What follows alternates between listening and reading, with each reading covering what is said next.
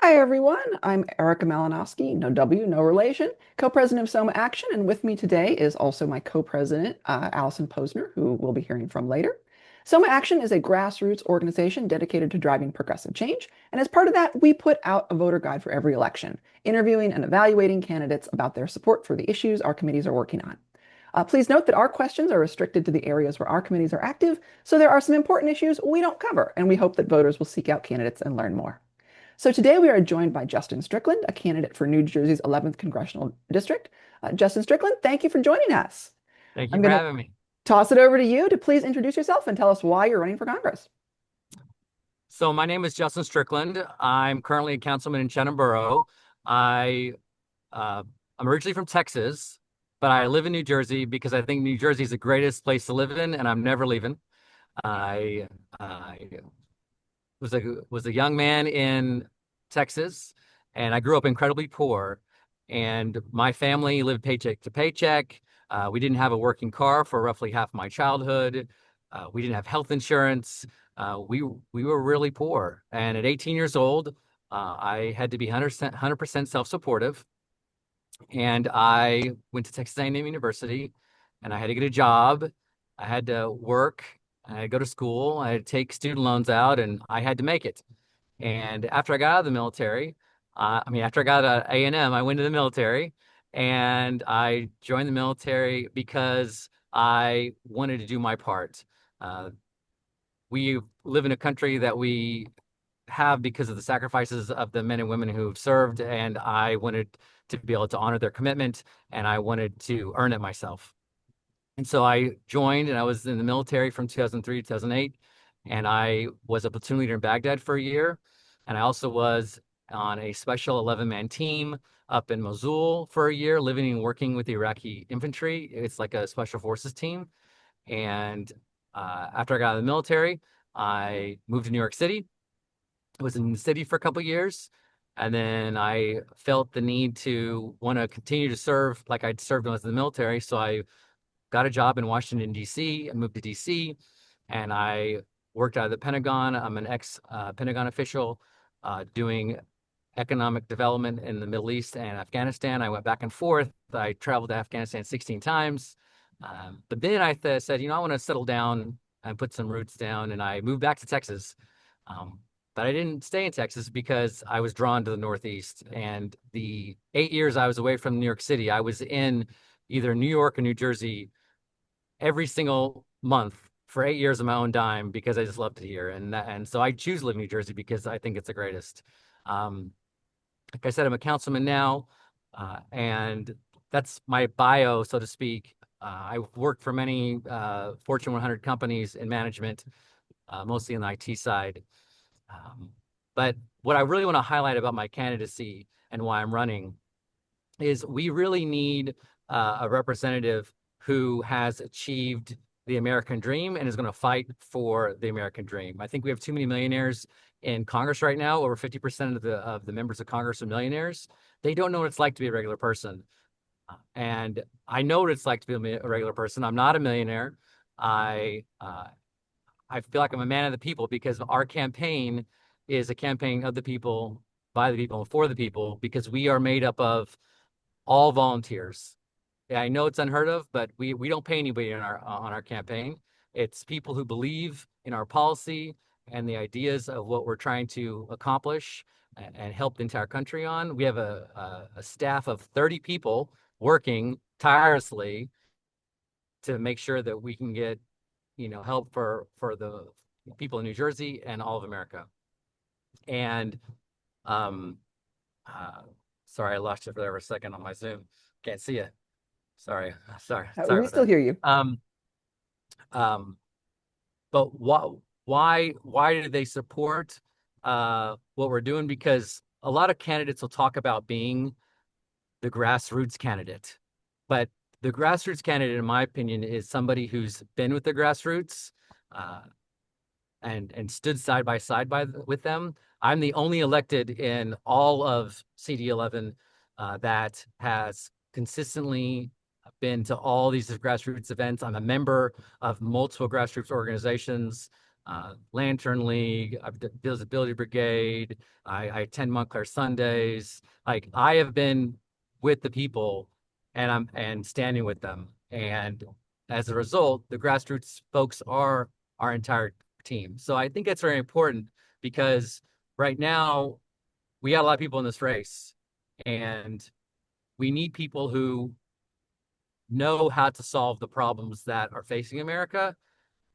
And I always try to say, like, if you have a leaky faucet, do you call a plumber or do you call somebody who's a millionaire to hire a plumber? You don't rely on somebody who said, "Hey, my parents achieved." You rely on somebody who's been able to get results and do it. I fought for America when I was in the military, and I'll continue to fight for America uh, when I'm in Congress. And um, I'm sure we're going to talk a lot about policy today, which is great. I love talking about policy. I want to just highlight that of all the candidates that have launched, we're the only campaign that launched with detailed policy, the only. And if you can go to the website at justinstrickland.com, you'll see specific things that we're going to do, specific pieces of legislation that we're going to introduce to help regular people achieve the American dream. And I just want you to know that I'm excited to talk about questions you have today. I'm sure we're talking about policy, but I think voters, as a Democrat, voters know that I'm going to support Democratic policies. But I think what voters really care about are the things that I'm going to work on in DC, not just things I want to vote on. And we have laid out specific things we're going to work on when we're in DC. And they're all based upon making life more affordable and putting money in people's pockets so they can achieve the American dream. So you're running to be one of 435 voting members of one House of Congress. And so that's power, but it is limited. So realistically, what will you have the power to do as a US representative, and what won't you have the power to do? Well, I think one of the great things about this election, about having the power what to do, is that especially with so many candidates in the race, and because we're in the media market we're in, there'll be a lot of eyeballs on the messaging and who wins this race. And when we win this race, it will because we're true grassroots and we're truly introducing real policy on, how to make lives better for regular people and all of America. And what that'll do is because it's a special election, they'll see that the message resonated, and all these other Democrats will be able to then see our success and apply that to their races in their primaries in like March, April, May, and June. And then they'll win their primaries, and then they'll win in November because we're going to have this huge wave, a blue wave in November, and then starting in January 27, we're going to have a massive group of Democrats who are going to take these types of policies and not just talk about what's wrong with America and not just talk about what the problems are, but they're going to come with real solutions. Because that's, I think, one of the big problems we have right now is that our members of Congress, I mean, I'll be straight with you, they're just talking about how bad Donald Trump is and how important it is we keep our seats so we have the ability to fight back so we can preserve democracy. And what we've seen in the last 10 years, that's the same thing we've heard over and over and over again. Yes, Donald Trump is awful. He's destroying America. But we gotta provide solutions and actual policy to people, and that's powerful. And so we're going to be the tip of the spear to show the Democratic Party that these are the types of things that resonate with people. And as far as like us having influence in Congress, 435 people being one of, we're going to be the leaders in making it so that we're changing the way Democrats are approaching politics in DC. They're not just thinking about their seats. The shutdown was sadly not about helping people because there was no deal. It was all about let's make sure we win in November. And the moment we win in November, let's pivot right back to try to win in 26. And we've seen that same old approach over and over again. And that's why we keep losing democracy, because we're not standing and believing anything. And we got to do that. And I think if we have more members of Congress do that, that's how we have an impact in Congress, is actually standing up and believing in something and fighting for something. So what skills does a congressperson need to be effective, and how have you demonstrated those skills? I think the most important thing that a congressperson needs to be effective is have moral authority. I think sadly that is a problem right now because when you lose all your moral authority, then people tune you out and don't think you have any credibility, right? And so, like I mentioned a minute ago, the shutdown, Democrats lost all moral authority by totally caving and not making any deal, and people recognized that it was just for show, okay, and it was just to win seats. It was to win elections, and so they lost their moral authority on standing up for the people, and so that's a problem. So the skills that you need to do that, you have to be able to always do what's right and stand up and be strong and show strength, not through being a bully, but through um, finding different ways to show people that you're willing to fight for them. I fought for folks in the military. When I lived with the Iraqi infantry, uh, one of the first things I did when I started working with the Iraqi army is I took an Arabic name. Um, my name in Arabic was Adel, and that means justice. And I did that because to a normal Iraqi, Justin Strickland is a really complicated, not normal name. And so if I took a name that they're familiar with, then they would feel more comfortable. And it's an easy thing for me to do to like bring down a wall immediately. They don't have to, worry about, oh, how do I say his name? It's like, oh, he's meeting me where I'm at to try to work with me and make it more easier for me. And those are the kind of skills I learned while I was in the military. And along with leading soldiers in the fight. I want to go back real quick to tell everybody about uh, being strong and leading with doing things differently. And because I know the Democratic Party in DC. Back when the Texas redistricting happening, right? We had these legislators flee the state. They left. We know that the redistricting was going to happen no matter what, right? So, but they're trying to delay it. They ran away. I've never ever heard anybody describe being strong and being brave, running away from a problem. But that's what the Democrats did.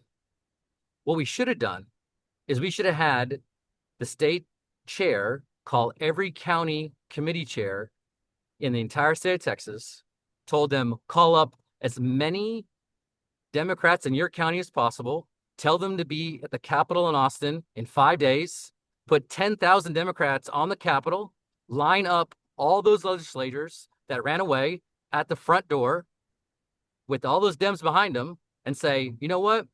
We're not going in. We're not going to vote, but we're not running away. We're standing up for the people of Texas, and we're going to be strong. And if you don't like it, Republicans, arrest us like you're threatening to do. And if they would have arrested them, guess what? They can't go vote anyway. But we show strength, but we don't show, we're not bullies. We're not, being trolls. We're being strong and having moral authority to fulfill our obligation to stand up and represent the people. That's what they should have done, right? And on a side note, I mean, think of the media attention that would have had. That would have been massive. It would have been amazing also for fundraising too, to help Democrats fight the fight.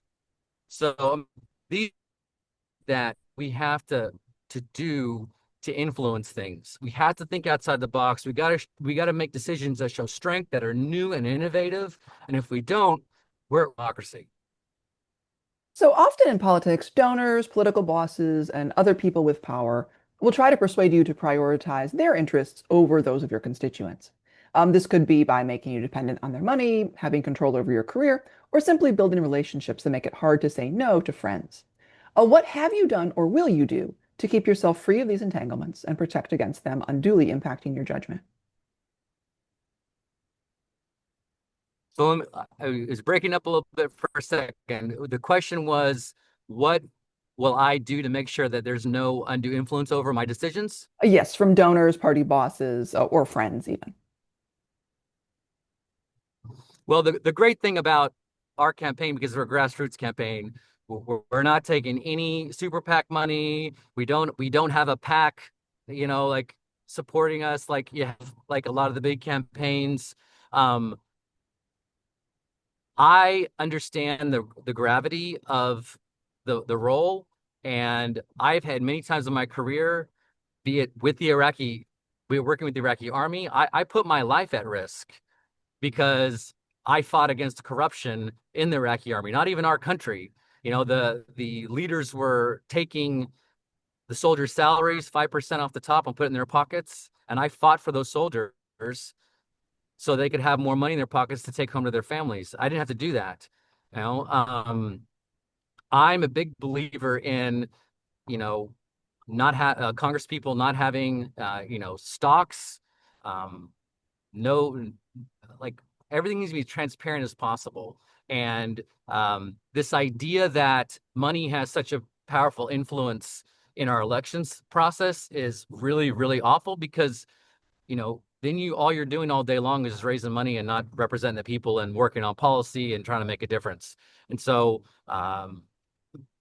one of the things I think will help reduce the influence like that is a constitutional amendment making it so that Congress people have term limits.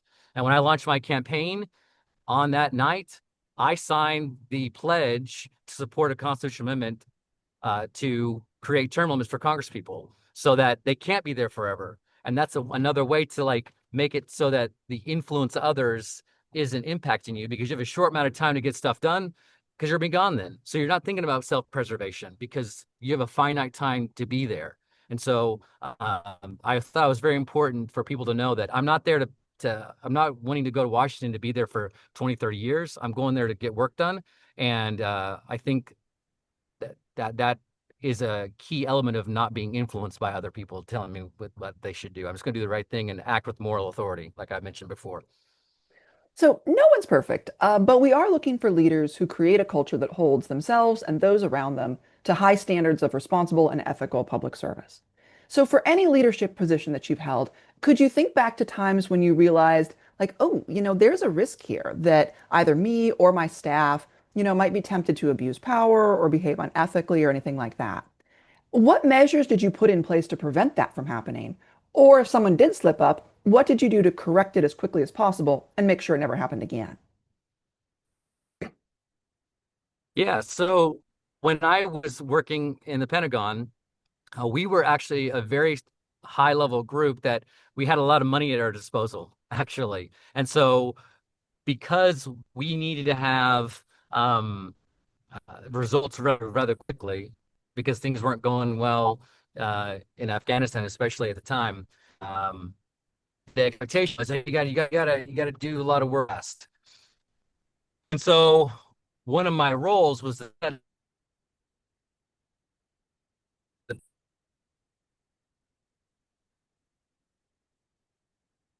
and it's easy to say, oh, you know what, let's just get it done and let's have money for housing because we were living on basis we were living in the community in Afghanistan.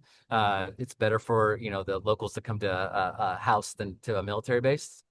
So it's very easy. Let's just do that. Let's just pay what we got to pay. Let's pay security. We got to pay security. And um, my bosses wanted to do it that way. And so when I had to work, get these contracts made, I was very much thinking always about government money. I mean, the taxpayer money. And so what I did to put things in place was I did very unorthodox methods to make sure that I knew how much things cost. So like when I was in Afghanistan, I found an Afghan real estate agent, and I just hopped in the car and start going through neighborhoods with them and looking at houses and said, okay, if someone rented this, like a third party vendor, like how much would it cost? So that when I put together my cost estimate and submitted it to the contracting office to let the contract, the like a company couldn't charge us like 5 times. But I can tell you that like my bosses have been like, I don't really care how much it costs. We just need it now. And so I constantly was putting myself in danger and risk to make sure that we got the best deal possible because I understood that taxpayer money is precious.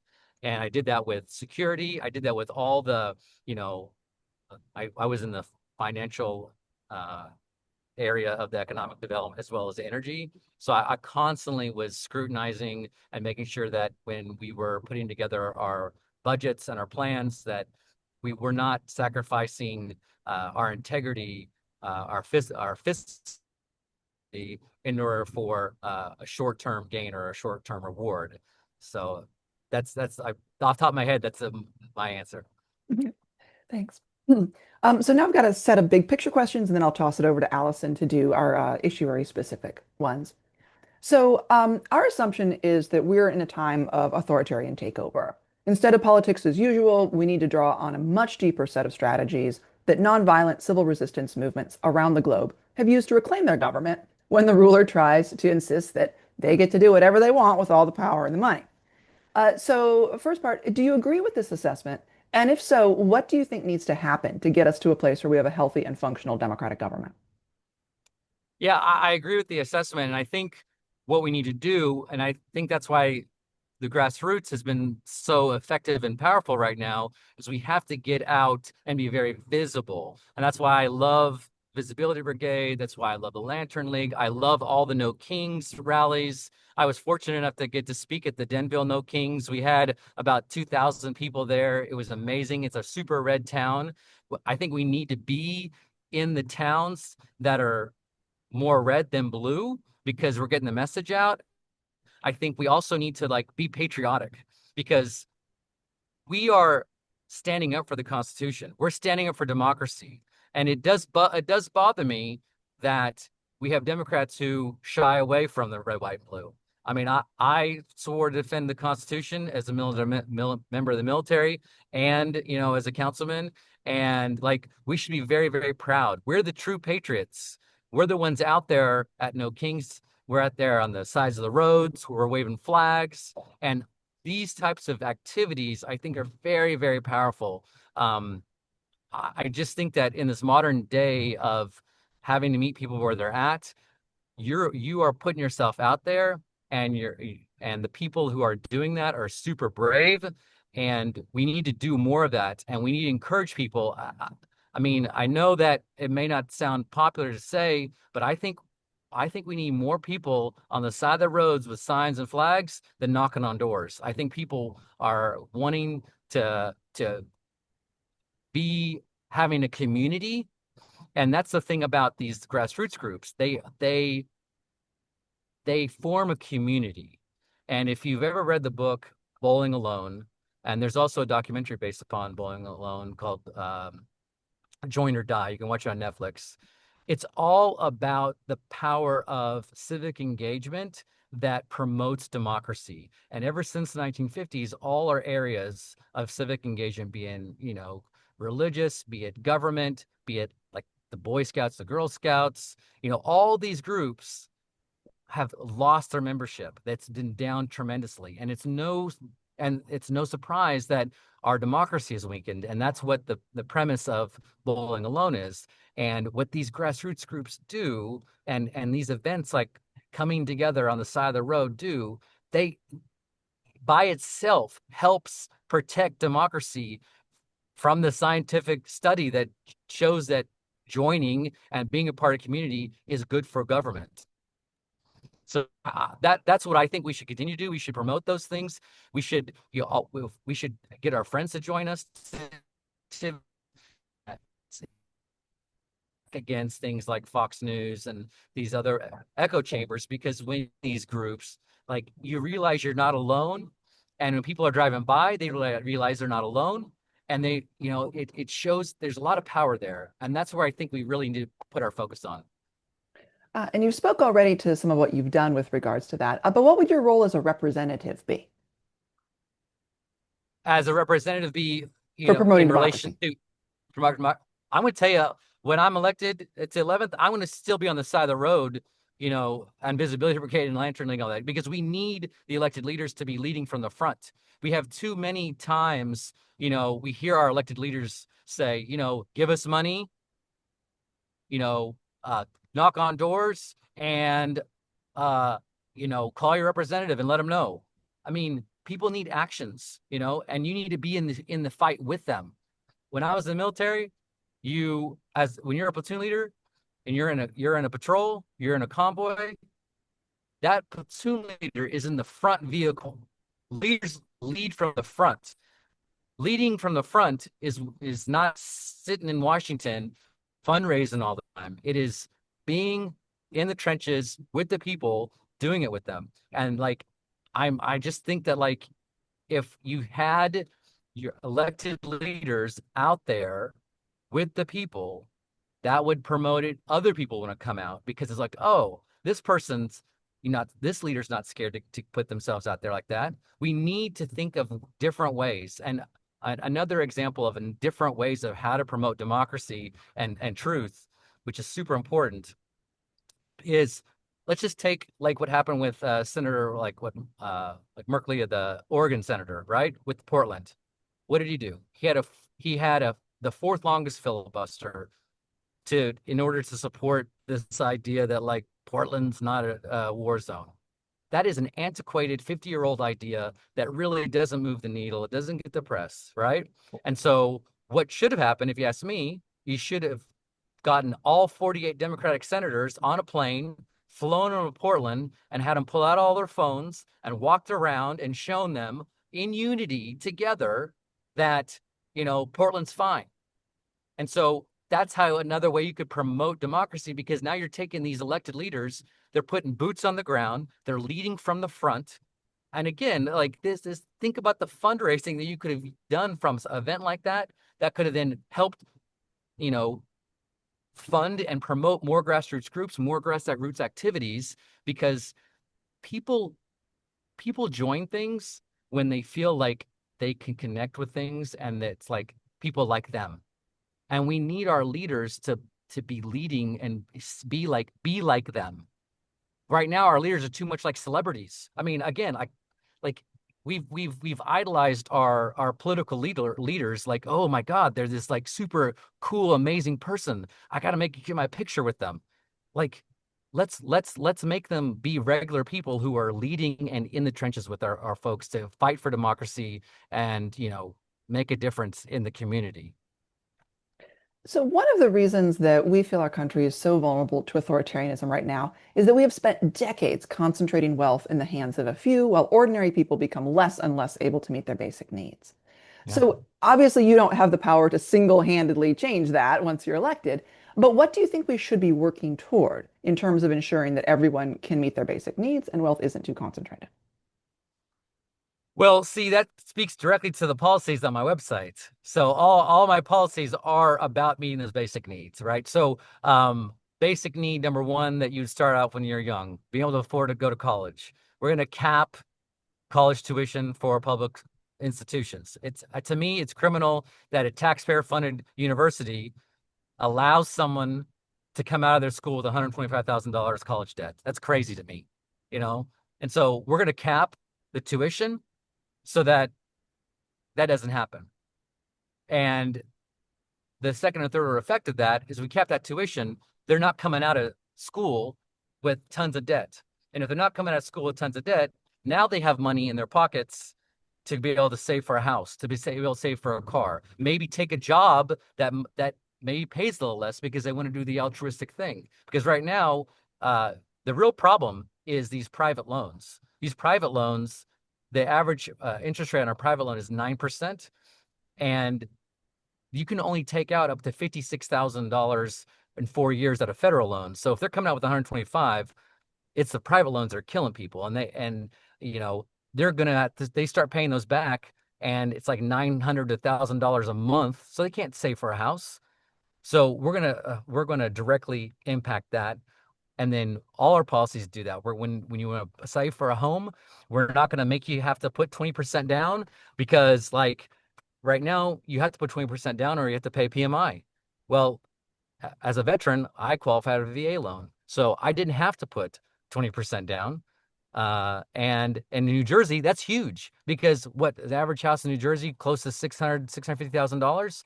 How can somebody put down, $150,000, on a home when they had $1,000 student loan, repayment? They can't get there.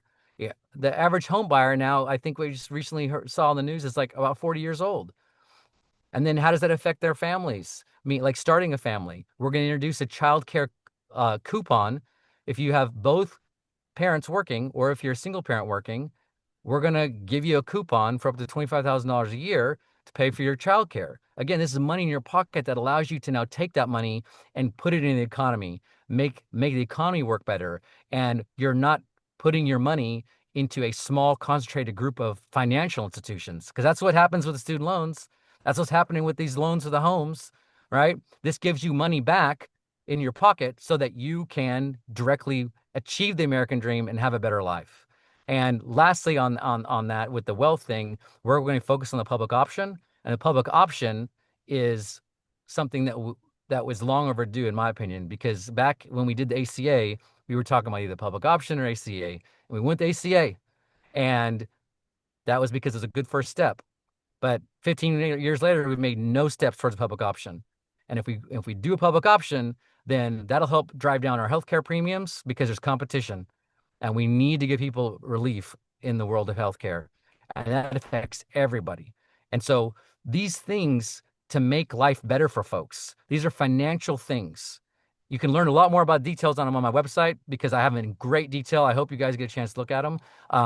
But these are the things we're going to fight for and work for. Legislation. It's not just here's the problem. We're offering solutions to the problem. And we definitely will. That's all going to go into our evaluations Okay. for the voter guide. So appreciate that. Um, but throughout U.S. history, one of the most potent weapons deployed to stop efforts to broadly distribute wealth has been stoking racism. Whether we're looking at historically dividing and conquering rebellions against plantation owners, breaking union attempts to challenge factory owners, persuading municipalities to destroy public goods like pools rather than share them, and persuading ordinary people to cut their own health care and social safety net rather than share it with those people. Mhm. What will you or your allies do to counter this dynamic when it gets deployed to try to block the goals that you just talked about?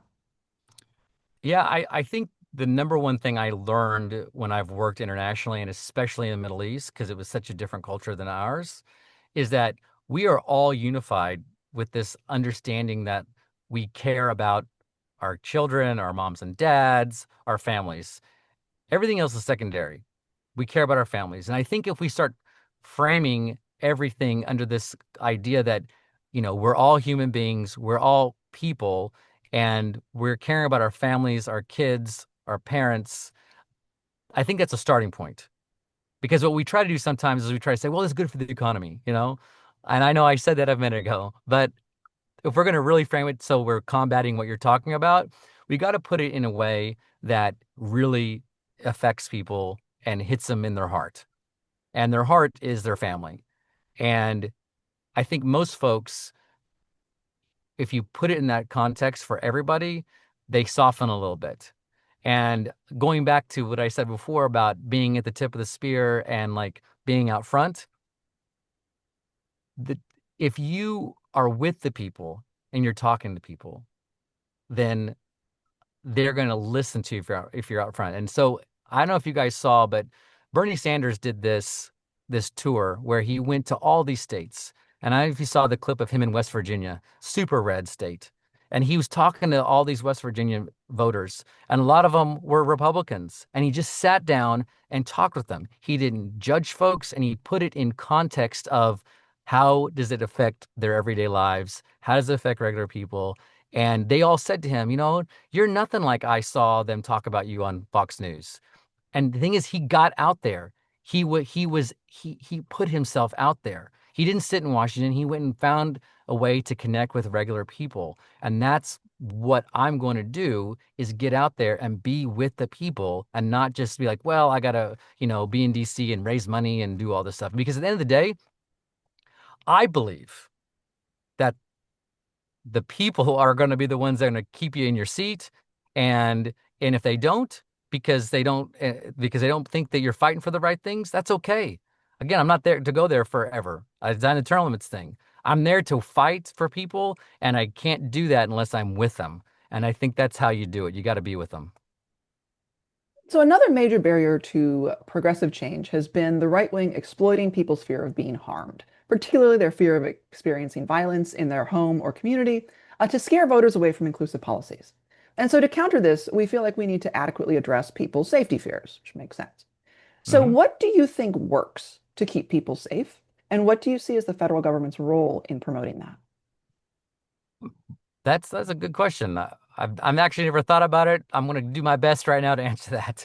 Um, so I think the federal government has a responsibility to be very honest and direct with folks and not try to play politics with people's fears and their safety.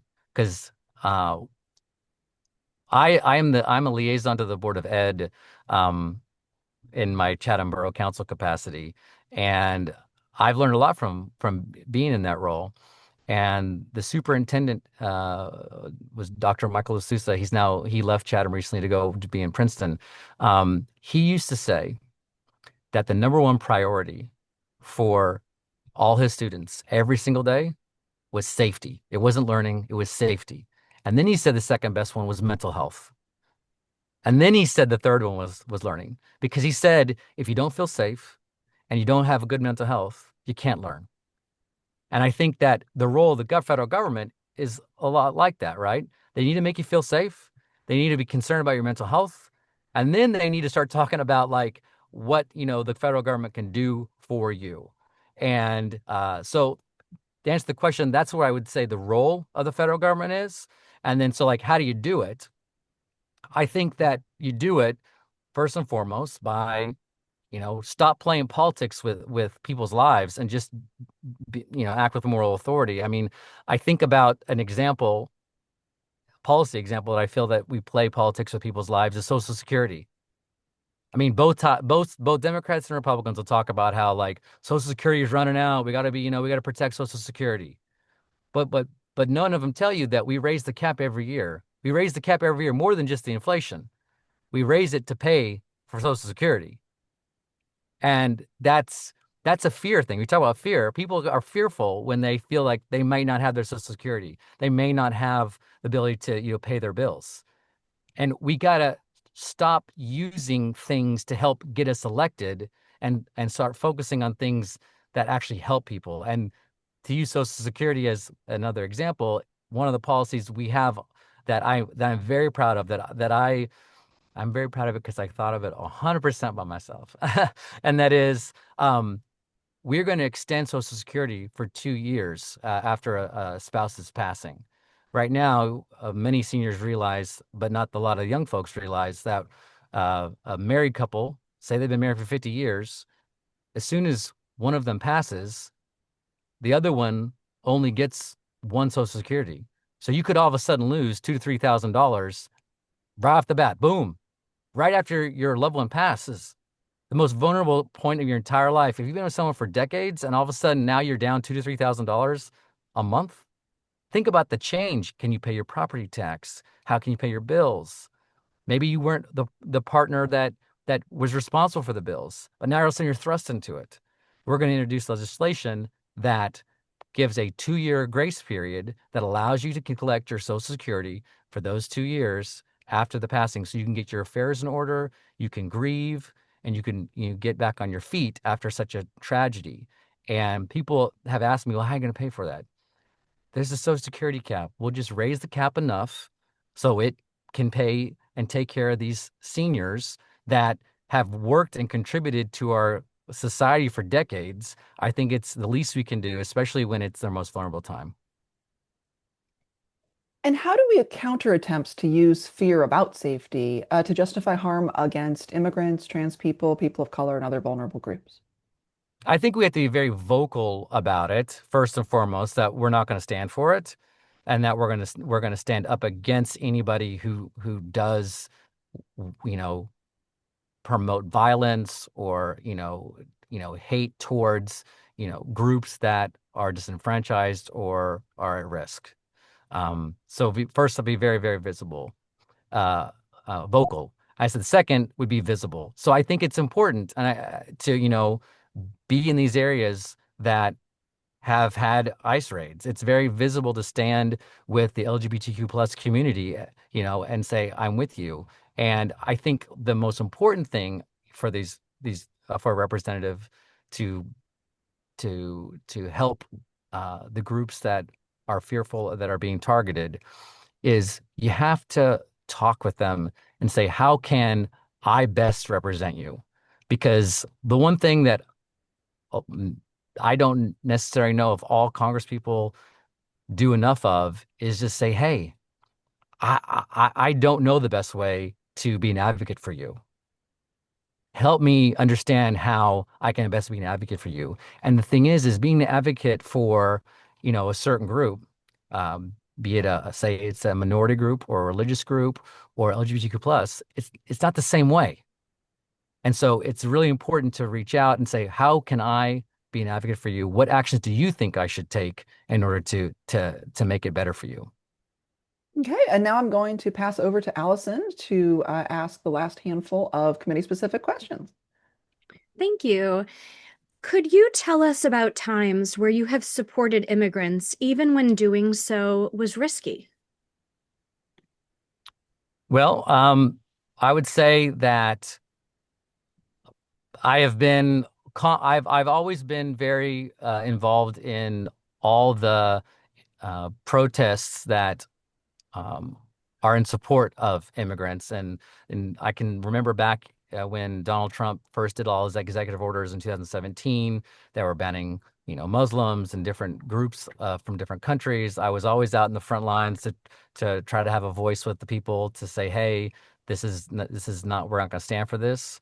Um, I would make a case that uh, with my experiences in Iraq, especially, it may not have been immigrants in the traditional sense of the United States, but um, I stood firm with all my Iraqi soldiers against their corrupt leadership who were making their lives, you know, harder than it needed to be. And I did it so at my own personal risk. And I mean, when I say personal risk, I got threatened to be shot and kidnapped and all kinds of things because I was making sure they got fed every day. And I made sure that, they got their paycheck money that they were supposed to get. Um, and then because of that work in Iraq and my work in Afghanistan, I worked to try to get my interpreters to be able to be immigrants in the United States because they'd served, the United States and they'd put their lives at risk in order to make their country better, and indirectly it helps us because if we can help them say in Iraq, then we'd be able to leave Iraq sooner, and which I think was everybody's goal. It was my goal. So I do think that um, the all the awfulness that ICE is doing right now, we have to introduce some legislation to make sure that that stuff stops. And we have to get put a rein on Homeland Security and all the stuff they're doing.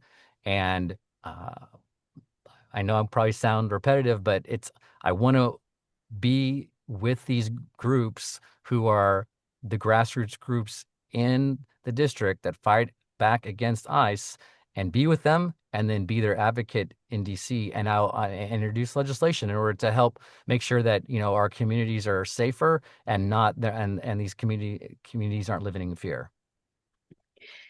Have you advocated for the Immigrant Trust Act at the state level? I have, and I am as a member of Chattanooga Council, we passed unanimously a resolution in support of the Immigrant Trust Act, and we sent it to Trenton saying that we think they should pass it, and I stand by that, and we absolutely should pass that, and I hope that I hope it can happen. There's some challenges I think currently with it, but I'm a big supporter of it. Could you tell us about times where you have supported trans and other LGBTQIA plus people, even when doing so was risky? Absolutely. So, as you guys know, I'm from Texas. I went to Texas A&M. Texas A&M is a very conservative school, and I've always been a Democrat. I've never been anything but a staunch Democrat.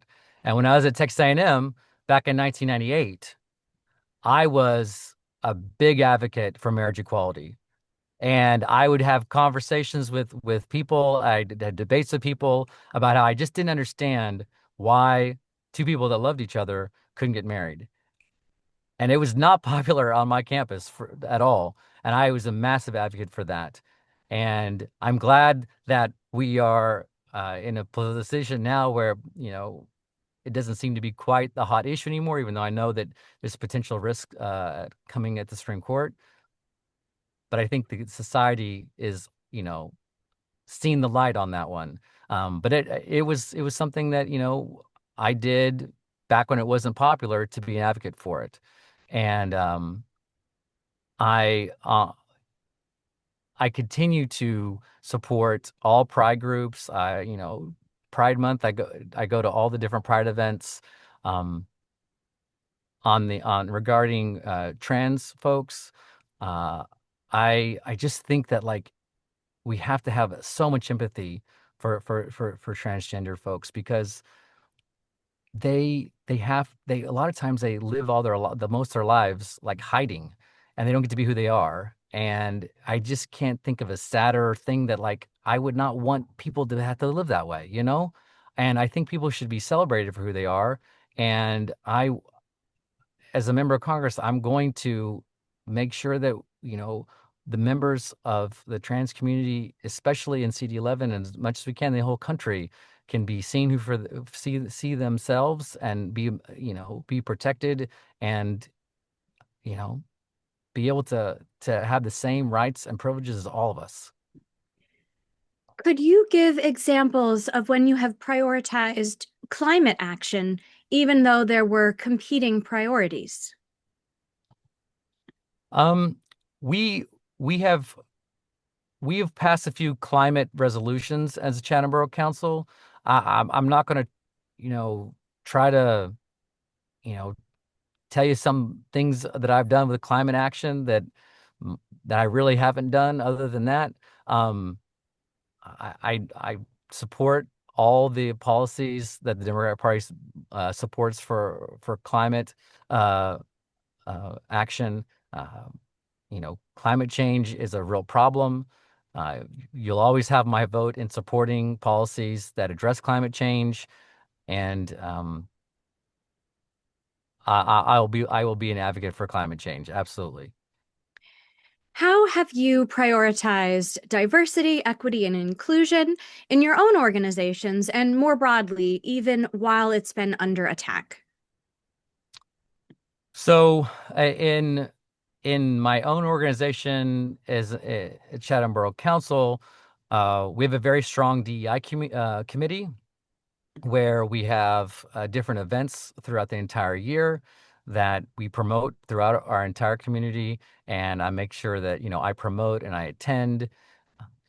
And that's, I guess, on a basic level. Um, at work, my real job, I make sure that everybody knows that DEI is not a bad word from my perspective, that I want to have as much DEI uh, related activities within my organization as possible.